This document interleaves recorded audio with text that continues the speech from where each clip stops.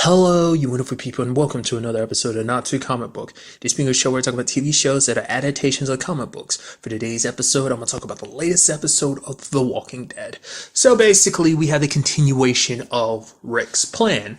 Sadly, things don't work out the way he wants them to because he goes and visits Jadis, which I'm super happy about because I was wondering where they were going to play their part in this whole story. And it's like, Rick goes, okay, so I'm here to make another deal. It's like, well, Jadis is like, I shot you. It's like, no, you grazed me because if you had shot me, I'd still be super pissed. But it's like, let's join forces because we're going to win. And you want to be a part of this when Alexandria, Hilltop, and the Kingdom all come together to forge this new world. And then you have Jadis being like, no. I guess I should have expected that. I guess, because it almost seems like it's like the whole thing is like, take or leave it alone. That's kind of their whole motto and everything. So it's like, what are they getting out of this whole deal with the saviors? Like, I mean, I guess it's just a lot more enticing, and I guess maybe just because ultimately she doesn't believe her kingdom will win. Still kind of a toss up of whether they will or not. Aside from that whole dream sequence thing, which, a little future time skip thing, which at this point you still don't know whether that's a dream or whether that's like reality. And I do appreciate the fact is that they have still yet to cut back to it. I talked about it before. Maybe we'll see it kind of at the mid-season finale point, but it'll probably be like a finale, like season finale, where it's like, okay, then we finally kick back into it, and then like season 9 would be living in that like time skip world is probably how they're going to set it up. But nevertheless, I'm just curious why Jadis chose to do what she did. It's just kind of, I don't know. Part of me kind of feels bad because I get the feeling when it's all said and done, her and the people are going to get wiped out. And it's like, I kind of don't want you to because I kind of like Jadis. But ultimately, that depends on how this whole situation works out. Because Rick offered her a deal, much like he did all the saviors. It's like, hey, you walk away now. We want Negan. No one else. You can all walk away. Then. Because that's what still turns, because that's a big conversation in this episode too, because it's still about the whole situation with Maggie. Because ultimately everything that goes down with the prisoners that Jesus brought back it's Maggie's choice. Like everyone has their input and everything, but as the leader of Hilltop, it is ultimately her choice what to do. Like you would see Rick kind of like, I mean, I guess there's really no point in time, but I would have loved to kind of get everyone else's, Ezekiel's point of view and Rick, because Rick seems a little more sympathetic going forward, especially with the whole Gracie situation, but everything that went down between him and Daryl about how they want to approach everything, it's like, Rick was kind of pissed because like, I promised that dude, he had my word, and you just killed him anyway. So there's that difference in opinion, which we know where Tara and Daryl stand, because they're kind of like middle fingers to Dwight. It's like, oh great, Dwight helped out and everything, he got us to where we are, but who cares? For Tara, it's like he killed Denise, the person that she loved. And it's like, because what sucks even more is because for, Tara, wasn't there. She was out scavenging when that happened. So that makes matters worse for the situation. And for Daryl, it's like, I try to help you out. You screwed me over. And now like this whole situation happened because of you. So it's like, he has to die after everything that he's done. Especially because he was there when Dwight killed Denise too. So there's just more salt to injury in that department. So to them, it's like, we're going to like, it seems like their main thing is taking out Dwight, because like Tara was like, when it's all said and done, I'm going to kill him, She's like, it has to be beat. But then you have Daryl being like, hey, why don't we do it together? So you feel a little bad because it's like, it's just the way the cards felt. Is that situation of like, well, you have a choice ultimately, and I think it's like, you chose wrong, now you have to suffer the consequences for it. Because nothing, like if Dwight hadn't betrayed Daryl like he did, he wouldn't have gone back to Negan, but it's just because he was afraid. And it's just like, I guess it's that situation of just like, when you're under someone's thumb like that, like he thought he could get leniency, and it just led to everything happening. It's just like a chain of events. Because Dwight was there, who's to say it couldn't have been someone else that was in Dwight's position who would have ended up doing the exact same thing? Hard to say in the circumstance. But the whole point is like, going back to it, like Maggie's got, Jesus' point of view of like, we can't do this, because basically what we're fighting for, we have to remember what we're fighting for, but we got to remember what's going to be left when we're done. Like, because this whole thing is still that whole situation of like, do what you need to now, and you can try and live with yourself afterwards. Like, try and forgive yourself for what you've done. Like, you can kind of toss away your humanity for now and then worry about bringing it back when it's all said and done. It's kind of that similar situation. But because Maggie's like, you're up here giving them food, and we don't know how things could work. Like things could be bad, and we're wasting food on them that can be used for our people. Our people should come first, not them. And it's like you get where Jesus is coming from, but at the same time, considering who these people are, but not all of them are the same. But we saw that example where Jesus let that guy go, and he took him at gunpoint. So I mean, it's something that kind of got brought up too, that no one in this situation is angels. Everyone in this world has done some bad stuff that they're not proud of, like some very bad things. And so the whole situation continues to leave me conflicted. That's why I would love to kind of get everyone else's opinion, especially because like someone from Aaron, after everything that Aaron's lost, losing Eric, and you have Ezekiel having lost all that he's lost, which we kind of get into that this episode too. But it's like, where they would stand on it, would they feel the same way or not, I mean, even prior to what he's lost now, like everything that's happened, especially Benjamin, especially too, because one of the people, that's with that group is the dude that was involved in the whole Benjamin situation in the first place. So obviously Ezekiel, like I said, it's that situation. I think it's also because it's a situation of like, you can't pick and choose. It's like, you might hate people, but you can't hate one and want to kill one out of the pack and then not, because like killing one of them would set the wrong example for the others. And it's just like, oh, like, it's really hard to say, Ultimately, I'm okay with what Maggie decided. Ultimately, it's like, I get it. Like, yes, you can agree with what Gregory said, which I love that whole line of like, oh yeah, sheep and everything, like wolves among sheep. The moment he said it, I was like, you're talking about yourself, aren't you, you piece of lying crap? It's like, oh, like I did everything for the people. It's like, no, you did it for yourself.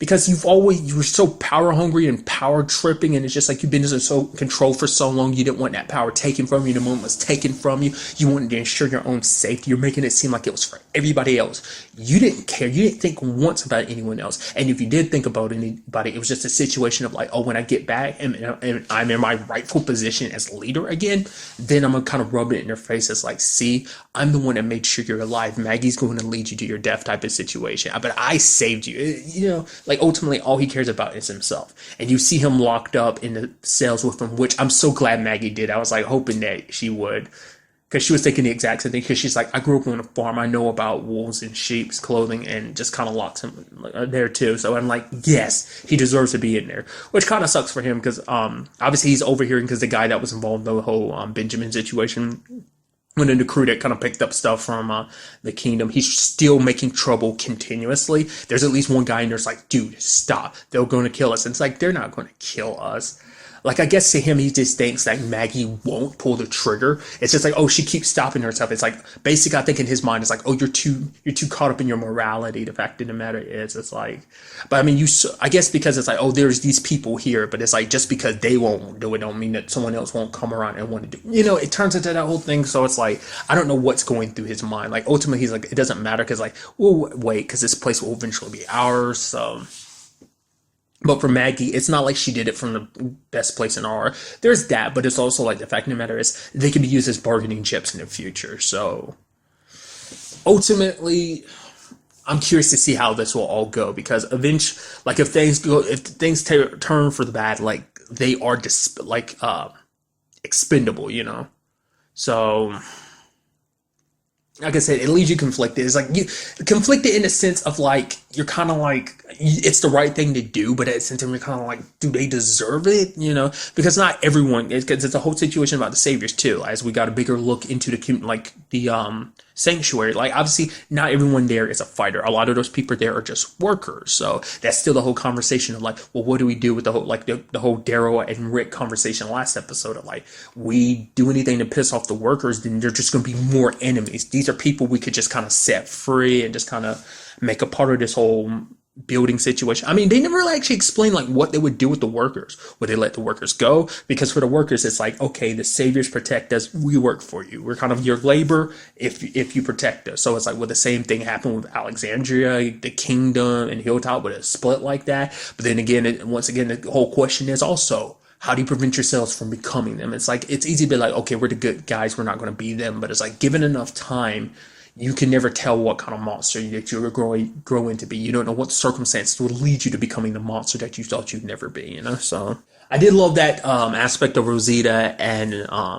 Michonne's side of the story in this too, because it's like, we got to go out. It's like, why did you want to come out here, Michonne? And it's like, for her, it's like, ever since this whole thing started, this plan started, she's been worried because there's an alarm in the back of her head, because it's like, she needs to see it to believe it. It's one thing to hear all this. Obviously, the notes are being sent to all the communities about like, oh, what's going down, but it's one thing to hear about it, but she needed to see it. It needed to be real in her eyes, which kind of coincides with Ezekiel's story to a certain extent, but I'll get to that soon enough. But it's like, she needed to see it with her own eyes so that she could calm down. Like, it's just, okay, this is happening, that we are winning, so. But lo and behold, it turns out that there were some people that were out scavenging who saw the whole situation. I'm trying to set up speakers and everything. For one, luckily, Rosita had like an RPG and took one of them down. He's like, you're not going to use it. She used it and immediately blew him up. I was like, that was brutal. Crazy thing is, let's not forget, that's not the first time that's happening in this show, crazy enough, which is weird to think that literally wasn't the first time that's happened. But nevertheless, I thought that lady was going to get away. I was like, man, because he can't catch it. I was like, oh, man. And then the truck coming, I was like, is that Rick? Because idiotic me, I thought Rick walked away from that whole Jada situation. And I was like, right, of course, like Negan wants Rick, Ezekiel, and Maggie, just to prove a point. It's like, take out the leaders, then kind of like take off the head of the serpents, the body will fall, essentially. It's kind of the same idea. I was like, right, of course they would lock like Rick up, so that's why it didn't click in my head. I was like, oh, I see Rick picking this eye. I was like, oh man, how did they not know that he snuck back in? It's like, stupid, they locked him up. I just thought that was kind of interesting how like idiotic that was, that I didn't even think about that, but nevertheless.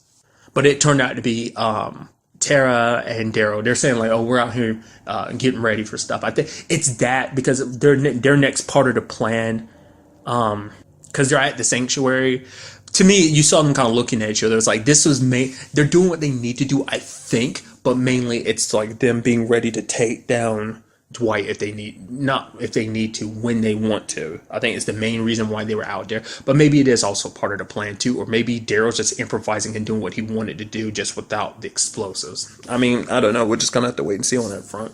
Also, I don't know why it didn't correlate in my head that the little boy, I think his name's Henry, isn't it?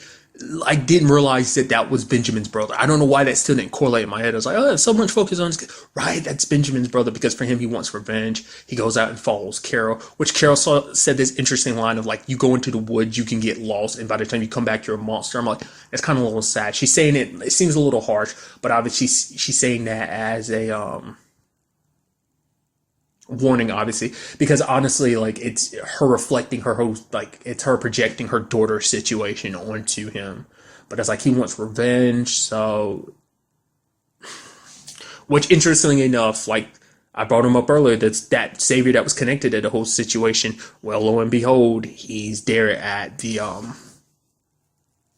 hilltop. So that probably will be a problem going forward. Like I said, Maggie's got her own uses for them, like has her own, like they're all kind of pieces on a chessboard for her, which can seem a little callous, but at the same time, it's like, well, she's doing what is necessary because she has to make sure, because this is all about everyone making sure that they win this, so I did like it when Carol was coming back and she was like, okay, stand over there, cover your ears, and about to use a shotgun to blow open the door, and Jerry's like, whoa, whoa, whoa.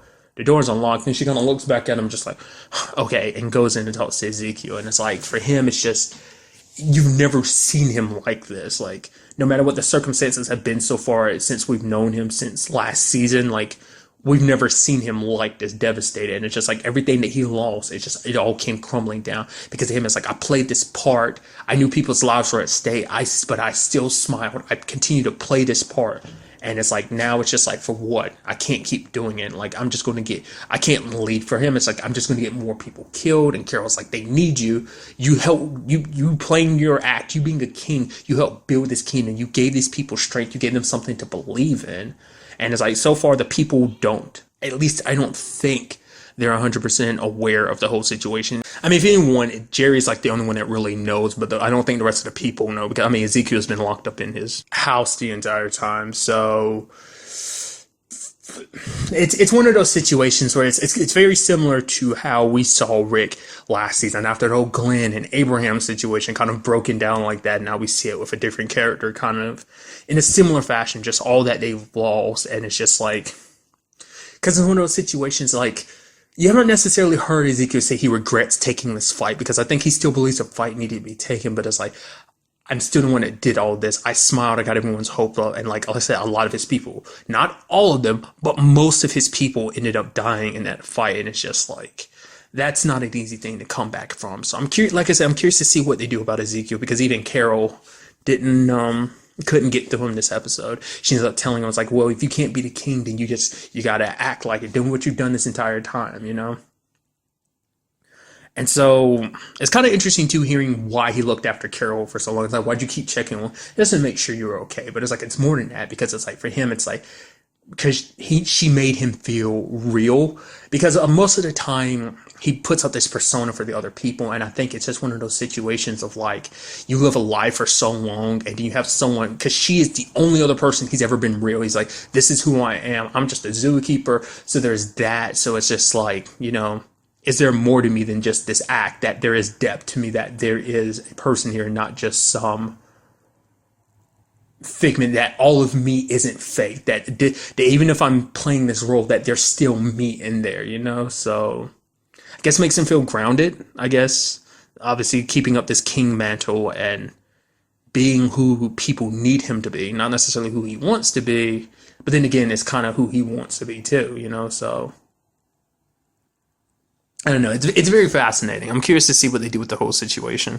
I feel like if anyone can do it, it would have to be Carol to kind of speak some sense to him. So we're just gonna have to wait and see.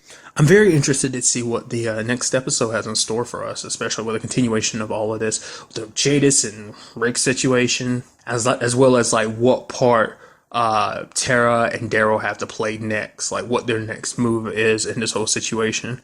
I mean, like I meant to bring it up earlier, but the two people that were scavengers, how are we sure that they're the only ones? How do we know there weren't more people out there? As like things were close in that regard, but it's like, how do you know for sure that there aren't people still out there too? I mean, to be fair, that was kind of the whole point of wiping out the outpost and everything. So, plus there's the people here too that the Hilltop has, and it's like if one of them manages to escape, that's going to turn into the whole situation. So I'm also curious to see what Gregory's going to do, because Gregory was there listening in while that guy was talking about, we'll make the Hilltop ours. It's like, well, where would his allegiances lie? I'm sure he's going to try and work with the Hilltop. So it's like, oh, probably be their little spy. I don't know whether that was the point from the beginning. I doubt it, but it's like maybe Maggie made a calculated move and like, oh, I'm putting you in there because why? Because you're a rat. You're a snake, and you'll do whatever you can to be in my good graces, in our good graces, that being the Hilltop. So maybe that's a move, or maybe it was just kind of like nah, I can't trust you, Gregory. I need you to put you in there with all the other wolves, So we'll kind of have to see. Which is interesting, considering the fact is there was a group known as the Wolves. But really, that's all I want to talk about in this episode. Till the next time we meet, be happy, be safe, live life to the fullest, and enjoy it. Good day, and goodbye.